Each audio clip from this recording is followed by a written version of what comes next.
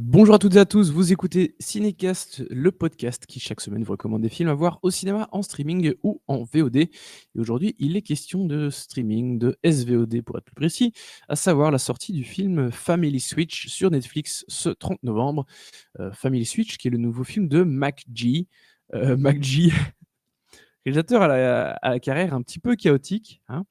Il a eu son lot de succès quand même, hein, on va pas se mentir. Il y a eu, notamment, les Charlie Angels. Le premier, les 2 premiers, ceux des années 2000, heu et aussi je pense qu'il a fait le est-ce qu'il a fait le remake ou pas?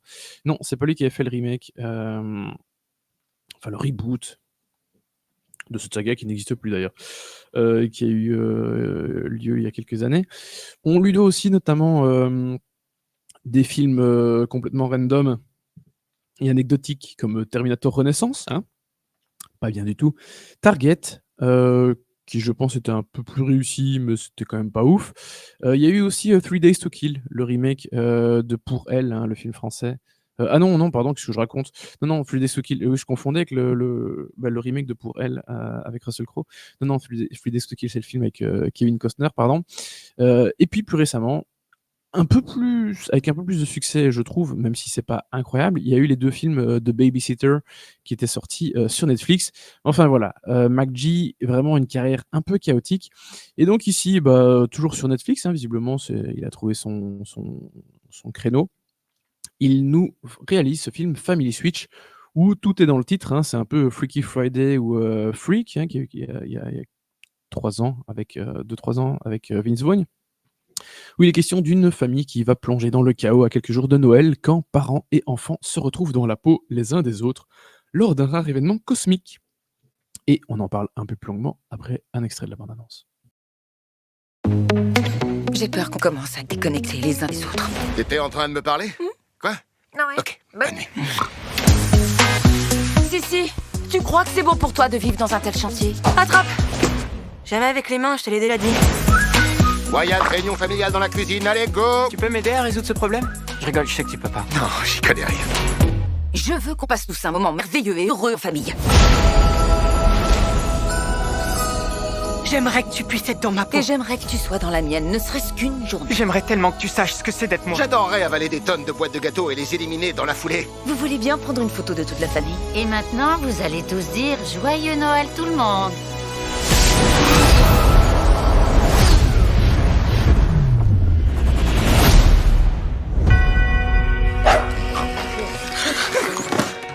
Qu'est-ce que tu fais dans mon lit? C'est toi qui es dans mon lit. Pourquoi est-ce que je me retrouve dans ton lit, maman? papa? Qu'est-ce qui se passe? C'est moi. Si. Maman? Wyatt? Papa. Ah! Eh oui, c'était attendu, n'est-ce pas? Parce que très clairement, absolument tout est très attendu et très, convenu dans ce film. Bon, Freaky Friday, c'était juste une mère et une fille qui changeaient leur corps.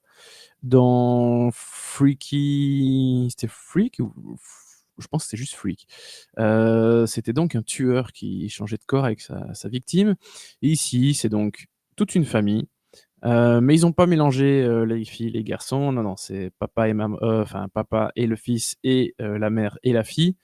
Ah et le bébé qui est inversé avec le chien. Voilà. Ce qui va poser quelques problèmes techniques évidemment.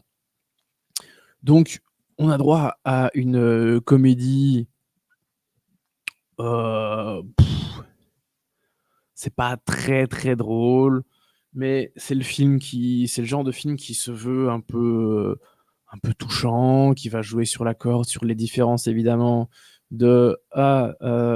c'est compliqué en fait, d'être, mon fils, c'est compliqué d'être mon père en fait, parce que la vie continue.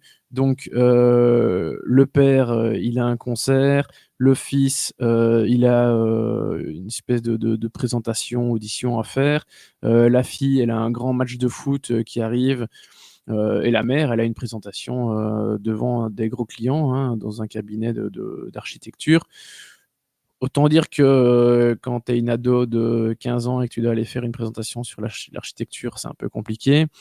Bref, le but, c'est de faire rire en montrant toutes ces difficultés que chacun va observer, et va rencontrer dans, la vie, bah, de son père, de son fils, voilà. Et forcément de toucher au moment où enfin, moment hyper attendu évidemment, où chacun va se rendre compte que: «Ah oui, en fait, je suis parfois peut-être un peu dur et que, avec mon enfant, ah je suis parfois un peu dur avec, mes parents».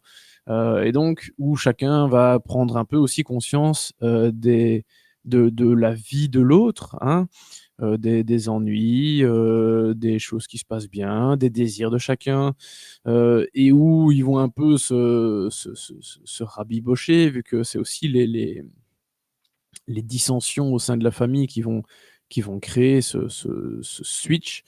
Hem, donc je dis pas que ça fonctionne pas, c'est juste que c'est très, très, très attendu. Il y a vraiment aucune surprise. Il y a pas de truc hyper, hyper drôle. Il y a pas de moment hyper touchant non plus. C'est tout est là, tout fonctionne, mais un petit peu, quoi. Hem, c'est vraiment la comédie familiale, basique, le truc hyper lambda, voilà, qui fonctionne un peu, mais qui est vraiment pas mémorable et c'est bon pour une soirée, en famille, à la limite, mais voilà, je vois pas, des jeunes hommes, des jeunes femmes, de 30 ou 40 ans regarder ce truc-là, comme ça, parce que voilà, c'est pas vraiment la cible, hein. Un petit mot sur le casting quand même, parce que je trouve que un duo Jennifer Garner, et Ed Helms, ça fonctionne assez bien. Je suis toujours content de voir Ed Helms parce que c'est pas un comédien qui va, avec les freins, les 4 fers en enfin oui, il y va à fond quand il fait quelque chose donc voilà, c'est toujours plaisant de le voir quand il met le paquet et le duo avec, Jennifer Garner fonctionne assez bien parce qu'elle aussi elle peut se lâcher complètement donc voilà, ça c'est chouette. Les enfants, Emma Meyers, Brady Noon, plutôt corrects, j'ai rien de spécial à redire à leur sujet. Il y a un petit second rôle de Rita Moreno, qui fait toujours plaisir voilà, je prends toujours plaisir à la voir, même si c'est vrai que ces dernières années, c'est vraiment dans des caméos ou des seconds, troisième rôles presque. Ils sont très loin ces grands jours malheureusement, mais voilà, ça fait toujours, plaisir de la voir. Donc voilà, casting, somme toute assez correct et voilà, ça s'arrête là, le film c'est du, 1, 2 étoiles grand max, parce que c'est pas, dégueulasse mais voilà, c'est absolument pas mémorable, aussi vite vu, aussi vite oublié. Donc 1, 2 étoiles, voilà, ça s'arrête là. Sur ce, je vous dis à très, très bientôt pour de nouvelles recommandations. N'hésitez pas à nous écouter sur les plateformes de podcast, toutes les possibles et imaginables, et à nous suivre sur les réseaux sociaux avec le handle @cinécastBE, cinécastBE pardon. À très, très vite.